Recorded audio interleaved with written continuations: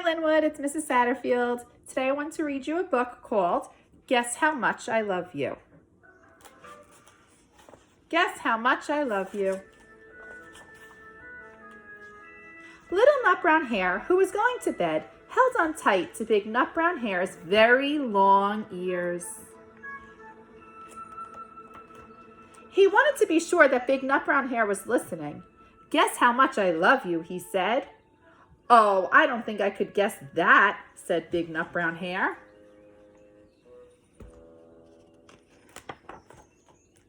This much, said Little Nut Brown Hare, stretching out his arms as wide as they could go. Big Nut Brown Hare had even longer arms. But I love you this much, he said. That is a lot, thought Little Nut Brown Hare.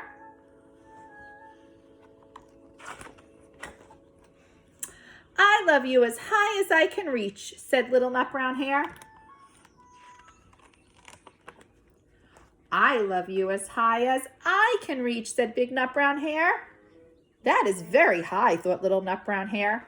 I wish I had arms like that. Then Little Nut Brown Hare had a good idea.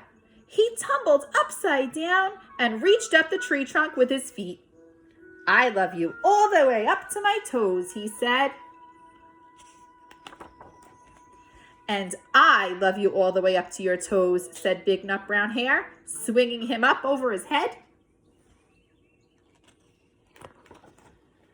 I love you as high as I can hop, laughed Little Nut Brown Hare, bouncing up and down.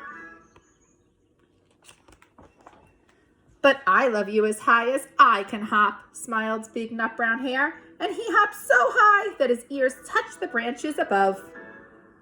That's good hopping, thought Little Nut Brown Hare. I wish I could hop like that. I love you all the way down the lane, as far as the river, cried Little Nut Brown Hare. I love you across the river and over the hills, said Big Nut Brown Hare. That's very far, thought Little Nut Brown Hare. He was almost too sleepy to think anymore.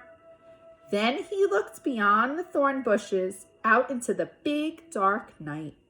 Nothing could be farther than the sky. I love you right up to the moon, he said, and closed his eyes. Oh, that's far, said Big Nut Brown Hare.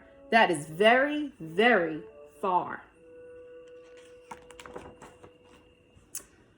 Big Nut Brown Hare settled Little Nut Brown Hare into his bed of leaves.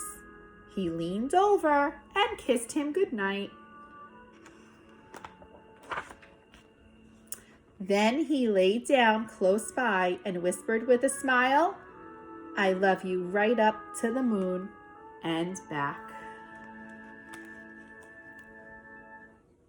Well, I hope you loved this story. This was one of my favorite stories that I read to my kids.